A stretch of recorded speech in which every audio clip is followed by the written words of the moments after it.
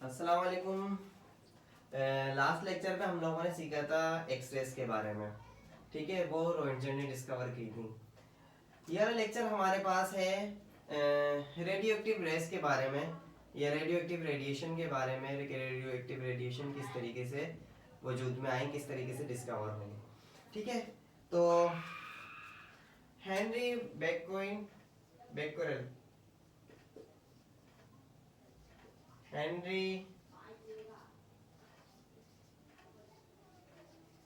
Henry बेक्वेरेल एक experiment कर रहे थे। किसके ऊपर? ये एक्सपेरिमेंट कर रहे थे पिच ब्लेंड के ऊपर। ठीक है, 1896 में 1896 में ये एक्सपेरिमेंट कर रहे थे, क्योंकि रेडियो एक्टिव रेस जो होती हैं या रेडियो एक्टिव रेडिएशन जो होती है वो हमारे पास क्या होता है, इनविजिबल रेज होती हैं। इनविजिबल रेज होती हैं। ठीक है, तो नजर तो आती नहीं है। इन्होंने कुछ देखा। अब ये क्योंकि एक ऐसे एलिमेंट के ऊपर रिसर्च कर रहे थे जो कि यूरेनियम मिनरल कहलाता है। ठीक है, यूरेनियम मिनरल।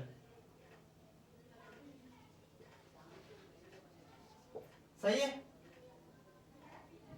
अच्छा भाई, यूरेनियम मिनरल कहलाता है, मतलब इसके अंदर क्या है, रिच यूरेनियम है। रिच यूरेनियम है। ठीक है, तो यहां पर ये एक रिसर्च कर रहे थे, तो उन्होंने देखा कि एक हमारा जो ये एलिमेंट था जिसके अंदर जो मिनरल था हमारे पास यूरेनियम का, उसके अंदर से कुछ रेज निकल रही हैं और इनकी फोटोग्राफिक प्लेट को क्या कर रही हैं, अफेक्ट कर रही हैं। फोटोग्राफिक प्लेट को या फोटोग्राफिक फिल्म को इफेक्ट कर रही हैं। अब इफेक्ट क्या था, वो था एक ब्राइट स्पॉट। क्या इफेक्ट था, एक ब्राइट स्पॉट दे रही हैं। ठीक है, लिखने का मकसद सिर्फ ये है कि आप लोगों को याद रहे। क्या दे रही हैं, ब्राइट स्पॉट दे रही हैं। ठीक है भाई, दोबारा शुरू से आते हैं। इन्होंने एक एक्सपेरिमेंट किया, क्योंकि ये एक्सपेरिमेंट कर रहे थे, वर्किंग कर रहे थे ये पिच ब्लेंड के ऊपर। पिच ब्लेंड क्या होता है, यूरेनियम मिनरल होता है जिसके अंदर यूरेनियम की तादाद ज्यादा होती है। तो उन्होंने देखा कि फोटोग्राफिक प्लेट, फोटोग्राफिक जो फिल्म होती है उसके ऊपर क्या कर रही हैं, कुछ रेस आ रही हैं। वो कुछ रेस क्या थी, क्योंकि इनविजिबल रेस थी। इन्होंने देखा कि भाई वो क्या दे रही हैं, कुछ ना कुछ ब्राइट स्पॉट दे रही हैं। ठीक है भाई, तो उन्होंने बोला कि नहीं, कुछ रेस हैं कि जो निकल रही हैं। अच्छा, और इनका जो यूरेनियम एटम था वो क्या हो रहा था, डिसइंटीग्रेट हो रहा था। 238 इसका एटॉमिक मास होता है, तो हमारे पास ये डिफरेंट कंपाउंड में डिसइंटीग्रेट हो रहा था और इनको हीलियम मिल रहा था। ठीक है भाई, 234 थ्रोनियम में डिसइंटीग्रेट हो रहा था ये। अच्छा भाई, इन्होंने फिर क्या करा, इन्होंने बोला भाई कुछ ना कुछ हमारे पास रेज निकल रही है, ये कुछ ना कुछ तो है। फिर उन्होंने एक एक्सपेरिमेंट किया। अच्छा, यहाँ पर ये इक्वेशन अब मैंने ये लिख दी है, तो अब इसको देख लेते हैं कि जब यूरेनियम डिसइंटीग्रेट हो रहा होता है ना, तो ये लेड पे जाकर रुक जाता है, क्योंकि लेड जो है वो एटॉमिक मास इसका 82 होता है, एटॉमिक नंबर। तो ये लेड पे जाकर रुक जाता है। It is very stable. क्या है, वेरी स्टेबल, क्योंकि यूरेनियम अनस्टेबल होता है तो वो रेज निकाल रहा होता है। सही है, अनस्टेबल ही डिसइंटीग्रेट होगा, कभी भी स्टेबल चीज डिसइंटीग्रेट नहीं होती। तो लेड क्या होता है, वेरी स्टेबल है, बहुत ज्यादा स्टेबल है। तो ये जो प्रोसेस डिसइंटीग्रेशन का हो रहा होता है वो लेड पे जाकर रुक जाता है। सही है, और फिर लेड बनने के बाद और डिसइंटीग्रेट नहीं होता। अच्छा भाई, अब आते हैं जरा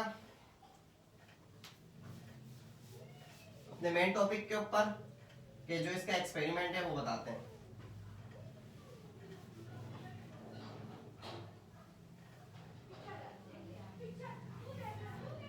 इन्होंने एक्सपेरिमेंट किया और पोलोनियम लिया।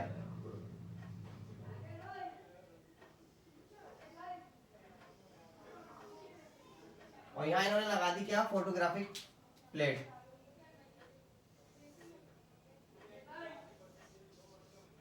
और क्या लगा दिया, यहाँ पे लगा दिया इन्होंने मैग्नेट, जिसका साउथ पोल ऊपर की तरफ और नॉर्थ पोल नीचे की तरफ रखा। सही है भाई। अब इन्होंने देखा कि कुछ रेज आ रही हैं, कुछ रेज आ रही हैं और सीधी सीधी सीधी सीधी सीधी चली गई। सही है। और उन्होंने देखा कुछ रेज आ रही हैं वो डिफ्लेक्ट हो रही हैं इस तरीके से। तो इन्होंने इसका नाम दिया, इन्होंने कहा जो साउथ पोल की तरफ डिफ्लेक्ट हो रही है, जो साउथ पोल की तरफ डिफ्लेक्ट हो रही है वो कहला रही है अल्फा रेज, और जो नॉर्थ पोल की तरफ डिफ्लेक्ट हो रही है वो कहला रही है बीटा रेज।